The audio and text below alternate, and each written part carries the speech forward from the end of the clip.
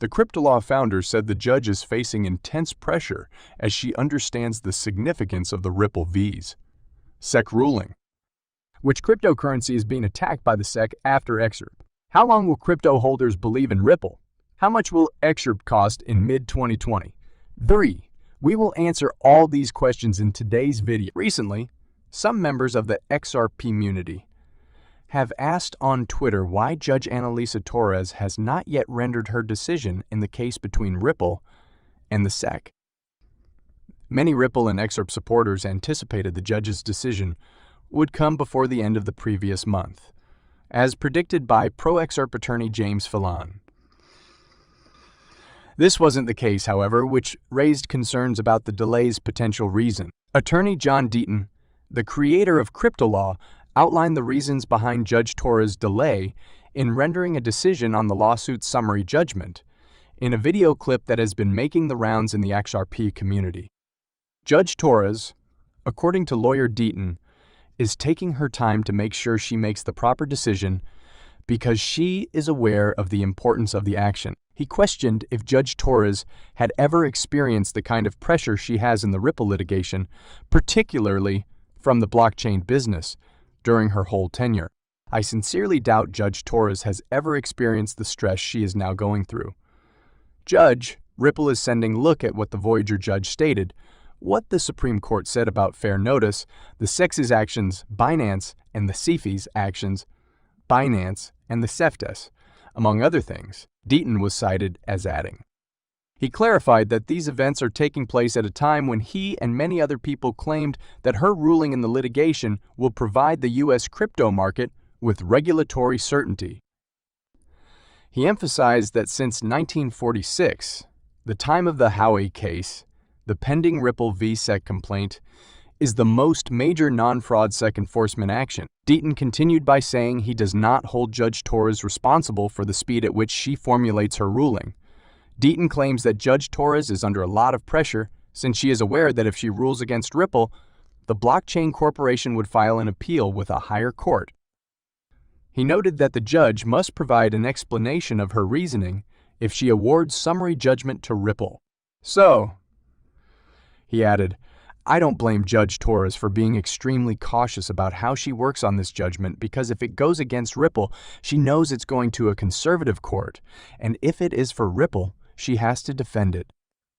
Attorney Deaton also asked the XRP community to be patient, since the decision is not as straightforward as many believe. Days prior to his most recent statement, Deaton said that Judge Torres may take as long as 2 months to make a decision about the complaint. Thousands of XRP holders are represented in the lawsuit by Deaton as an amici curiae, friend of the court, and she claims that Judge Torres' summary judgment decision often follows her decision on the Daubert motions by a few months. Deaton said on March 31 that the decision might take up to 60 days in light of this. Brad Garlinghouse, the CEO of Ripple Labs, has attacked the chairman of the U.S., Gary Gensler of the Securities and Exchange Commission, SEC, for determining whether crypto tokens are securities. On Thursday, Garlinghouse tweeted, "It defies logic for the SEC chair to say that he determines what constitutes a security, rather than the statute from which his agency obtains its authority. It is past time for elected authorities in the United States to take notice." Why would you ever want to offer clarity about what's in or out when you act like an authoritarian overseeing a $2 be bloated agency? When there is no clear jurisdiction, uncertainty masquerades as authority, Garlinghouse said. The Ripple executive made the statement in response to Gensler's claim that current securities laws cover most of the activity that's going on in the crypto markets. Gensler was quoted as saying, "If Congress were to act, though I don't think we need these authorities not to undermine inadvertently through definitions of what's in or out, or in essence, allowing for conflicts that we don't allow. Several of the legislative vehicles, in my opinion, would weaken the securities remit if they were implemented." Since December 2020, when the SEC filed a complaint against Ripple, Garlinghouse and co-founder Chris Larson, The business has been involved in a legal battle with the securities regulator.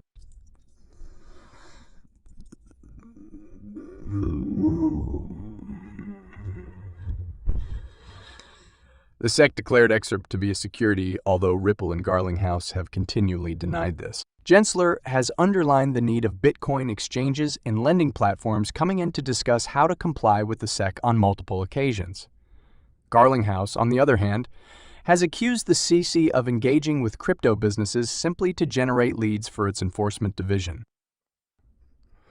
There have also been persistent accusations that the SEC lacks clear regulatory rules, making it difficult for crypto firms to assure compliance.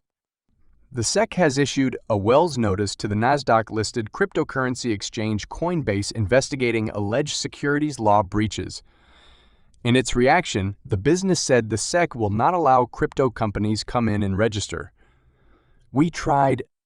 However, Gensler has consistently stated that, with the exception of Bitcoin, all crypto tokens are considered securities. The excitement around the result of the Ripple versus SEC litigation has reached fever pitch. Several members of the XRP community had counted on pro-XRP lawyer James K. Filon's forecast that Judge Annalisa Torres' judgment would arrive before the end of March.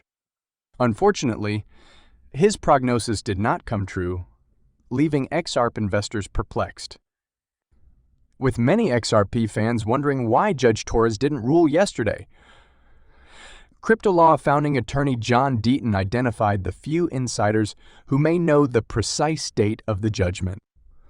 According to Deaton, only Judge Torres' staff and the court clerk would be aware of the Ripple V's SEC judgment date. The only individuals who will know before the judge publicly publishes her verdict are her staff and any clerks who assisted her with research or decision-making, Deaton added.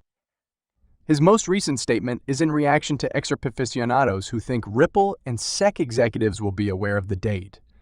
It's worth noting that Deaton's statement came only hours after he anticipated that Judge Torres' decision may take up to 60 days. Notably, numerous XRP supporters were disappointed when Judge Torres did not make a judgment yesterday, March 31, as Filon projected.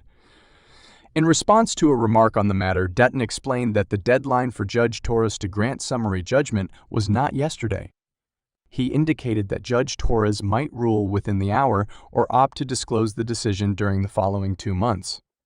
According to Deaton's past cases, Judge Torres normally gives summary judgment a few months after evaluating Daubert's motions. It is worth noting that Deaton is heavily engaged in the litigation, acting as an amicus curiae for members of the XRP community, friend of the court.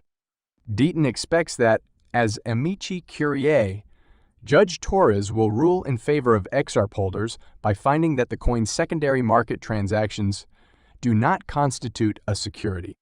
Deaton listed 4 potential litigation outcomes that might benefit XRP investors yesterday. Deaton believes that Judge Torres will decide that XRP secondary market transactions are not securities in all 4 scenarios. But if Judge Torres awards a summary judgment in favor of the SEC and fails to remark on XRP, Deaton said he would try to get the court to define the crypto asset, as he did in the Bribe case.